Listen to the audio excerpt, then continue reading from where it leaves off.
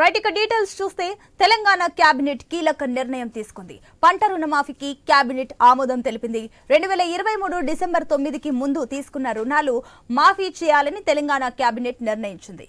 ఏకకాలంలో రుణమాఫీ చేయాలని నిర్ణయం తీసుకుంది.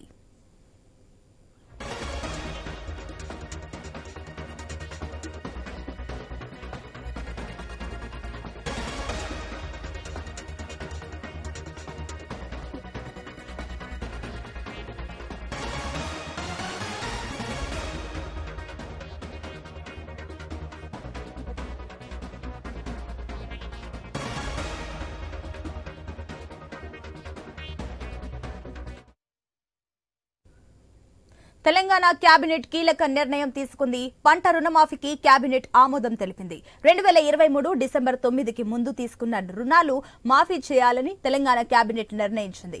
ఏకకాలంలో రుణమాఫీ చేయాలని నిర్ణయం తీసుకుంది.